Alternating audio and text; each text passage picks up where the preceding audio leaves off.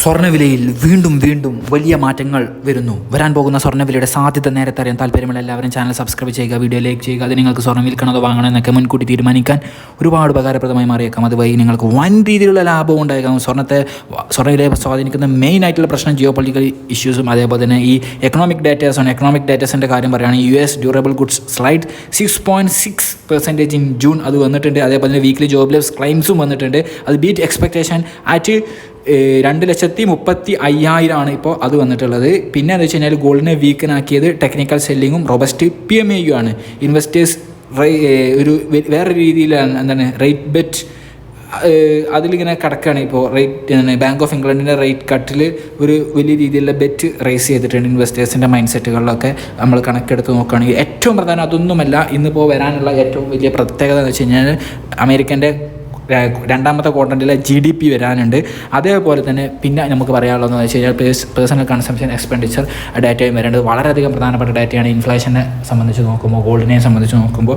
അപ്പോൾ അവയൊക്കെ വരാനുണ്ട്. അതിൻ്റെ ഇടയ്ക്ക് ഒരു പ്രധാനപ്പെട്ട geo political issues, Israel Palestine issue ഭയങ്കരമായ രീതിയിൽ പലസ്തീനികളെ ഇസ്രായേൽ ആക്രമിച്ചുകൊണ്ടേയിരിക്കുന്നു. അതേപോലെ റഷ്യ ഉക്രൈൻ അതിതീവ്രമായി നിൽക്കുന്ന പശ്ചാത്തലത്തിൽ തന്നെ നമ്മൾ ഇന്നലെ പറഞ്ഞതിൽ നിന്നും മറ്റൊരു പ്രത്യേകപരമായിട്ടുള്ള സംഭവം കൂടി ഗോൾഡിനെ ബാധിക്കുന്ന ഒരു കാര്യം കൂടി ഉണ്ടായിട്ടുണ്ട്. എന്താണെന്ന് വെച്ച് കഴിഞ്ഞാൽ അത് മറ്റൊന്നുമല്ല, കമലാ ഹാരിസും മറ്റുള്ള ആളുകളൊന്നും പോയിട്ടില്ല. അതല്ല, നെതന്യാഹുവിൻ്റെ മീറ്റിങ്ങിൽ ഇപ്പോൾ ട്രംപ് പറഞ്ഞിരിക്കുകയാണ് US അപ്കമിങ് പ്രസിഡന്റ് എന്ന് തന്നെ വേണമെങ്കിൽ നമുക്ക് ഏകദേശം വിളിക്കാവുന്ന തരത്തിലേക്ക് എത്തിയ ട്രംപ്, ചെവിക്ക് വെടിയേറ്റ ട്രംപ് എന്തായാലും അദ്ദേഹം തന്നെ ആയിരിക്കാം അടുത്ത അമേരിക്കൻ പ്രസിഡന്റ്. അപ്പോൾ അദ്ദേഹം എന്താണെന്ന് വെച്ച് കഴിഞ്ഞാൽ അദ്ദേഹം പറഞ്ഞിരിക്കുകയാണ് പെട്ടെന്ന് ഗാസ വാർ അവസാനിപ്പിക്കണം, ബന്ദികളെ തിരിച്ചു കൊണ്ടുവരണം, വേഗം ബാഡ് പബ്ലിസിറ്റി ഉണ്ടാകുന്നുണ്ട് ഇത്, അതുകൊണ്ട് അത് അവസാനിപ്പിക്കണം, ഫിനിഷ് ഫാസ്റ്റ്, ബന്ദികളെ പെട്ടെന്ന്.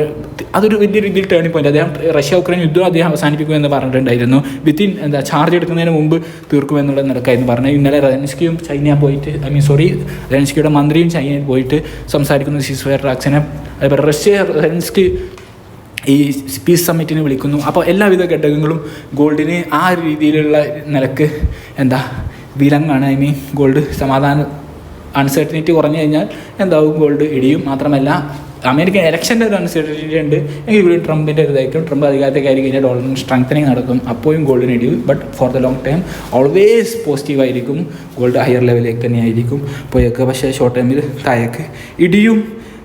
എന്തായാലും റേറ്റ് കട്ട് നടത്താൻ പോകുന്ന മറ്റൊരു പ്രത്യേകതയുണ്ട് സെപ്റ്റംബറിലൊക്കെ. പക്ഷേ ബൈഡൻ ഇറങ്ങുക എന്നുള്ളൊരു വേറൊരു കാര്യമുണ്ട്. എങ്കിൽ കൂടിയും റേറ്റ് കട്ട് പ്രഖ്യാപിച്ച് കഴിഞ്ഞിട്ടുണ്ട്, അതിലും ഒരു ബെറ്റ് നടക്കുന്നുണ്ട് എന്നുള്ളതാണ് സത്യം. അപ്പോൾ റേറ്റ് കട്ട് എപ്പോഴും ഗോൾഡിന് എപ്പോഴും സ്റ്റാൻഡ് എപ്പോഴും ഗോൾഡിന് അനുകൂലമായിട്ടായിരിക്കും വരിക എന്നുള്ളതിന് സംശയമില്ല. എന്തായാലും നാളെ ഇപ്പോൾ ഉള്ള വിപണി പ്രകാരം എന്താണെന്ന് വെച്ച് കഴിഞ്ഞാൽ സ്വർണ്ണവില അറിയാതെ ഇൻ്റർനാഷണൽ മാർക്കറ്റിൽ വീണ്ടും ഇടിഞ്ഞിട്ടുണ്ട്.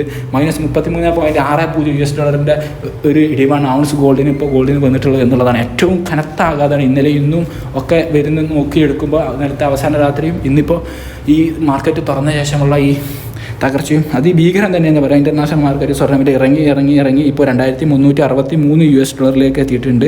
അതായത് ഇന്ന് ഇപ്പോൾ കേരളത്തിലുള്ളത് ഒരു പവന് 51,200 ഗ്രാമിന് 6,400 പവന് 51,200 നിന്നും നാളെ 200 രൂപ കുറഞ്ഞേക്കാവുന്ന നിലയിലൂടെയാണ് മാർക്കറ്റ് ഇപ്പോൾ ചതിച്ചുകൊണ്ടിരിക്കുന്നത്.